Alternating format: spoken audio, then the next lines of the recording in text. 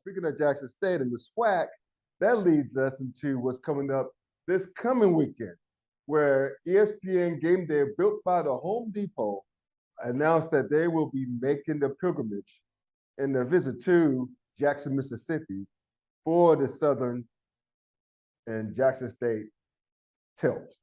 I thought it's going to be awesome with a capital A. Shout out to Dick Vitale. And I mean, you got I think Southern is 5-2 on the season. And, of course, Jackson's undefeated, ranked 5th in the nation. You got all eyes on Jackson, Mississippi. You got all eyes on both bands, which are spectacular, by the way. If you haven't checked them out, please YouTube that shit. And, of course, the Barnum and Bailey that is Coach Prime.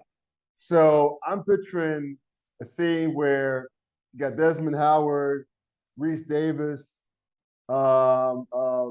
Mike, I think his name is Mike Pollock. Man, can you imagine having Coach Prime and Pat McAfee on the same set? We may get that this weekend in Jackson. We may get that, which that would be must-see TV right there. And you know that the SWAC has to be hella happy about this. Because not only are you putting up your best in Jackson State, you're putting up your second best and who was also a big brand in Southern, which is why I say this every damn week. I swear I say it. And I sound like a broken ass record. I think you know where I'm going with this. But the SWAC sitting on top of a gold. They got the show, they have the brands, they got the product, and they got game day coming to their city. So it's great to be a fan of SWAC. That's all I got to say. Especially Jackson State and Southern. Yeah. So to your point, first and foremost, this is a great opportunity for America to be introduced to a SWAC rivalry that a lot of people outside of the SWAC aren't familiar with. Of course, everyone's going to look at, or everyone knows about Southern and Grambling because of course, the Bayou Classic. Correct. And then, of course, they know about the in-state rivalry with Mississippi Valley State with Jackson State, of course, right? Oh, man.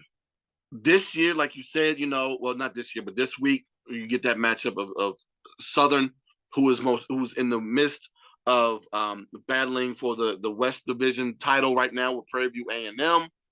They both have 1 losses, and actually Southern has that loss to Prairie View A&M. So they're going to need a little bit of help in order for this game that we're going to see on game day to be a SWAC championship game preview. Right. Now, the only reason why it probably isn't SWAC, well, not SWAC, but Jackson State and Prairie View A&M 40 and slip by calling SWAC, calling Jackson State SWAC, but that's another conversation for another time. But the reason why it's probably not Jackson State and Prairie View is because they're not playing each other this regular season.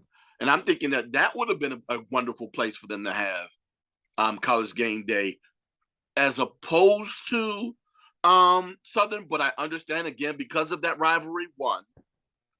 But you also get that potential title game preview this weekend too. So I'm not squatting on this game, not at all. I'm just saying, as of right now, based upon the fact that Prairie View currently has the lead, and they have the easiest strength of schedule for the remaining games, that it could be because any given Saturday, right? Anything can happen. But if they were capable of just going through their opponents of who they have for the remainder of the schedule, they should be going on to see Jackson State in the title game, probably in Jackson, Mississippi. But with that said, you have Coach Sanders on 60 Minutes, not this past Sunday, but the Sunday prior. Yeah. You have Jackson State on Good Morning America. It's their homecoming. Yeah. All the celebrities came out. I don't know if you saw the leather luxury seats that they had on the sidelines. My man Snoop Dogg was out there crip walking with the football team. Everybody's in the huddle. They showed him in the locker room pregame, Yeah. like when Dion was delivering his speech. So that was hella good. But go ahead. Oh yeah, Rick Ross was down there for homecoming and all that. The stars were bright down in Jackson, Mississippi. So it's a time for them. And then you got College Game Day coming the following week. Are you kidding me? Are you kidding me? Jackson State is most definitely getting that exposure this year, but you already know how I feel about exposure bucks. That's another conversation for another time. Yeah, but I am happy that they are getting this. But to your point, I hope that they're learning to be able to sustain this for years to come. Right. I'm not even saying whether or not Dion leaves or not. He can still be there. I still want the conference and other HBCU conferences as well to learn from this and learn how to generate not only exposure, but revenue from said exposure so they can continue to sustain themselves a lot better than what they currently are doing right now. So that's what I'm hoping for. Yes, hooray is being done, but I want to see the fruits of said labor.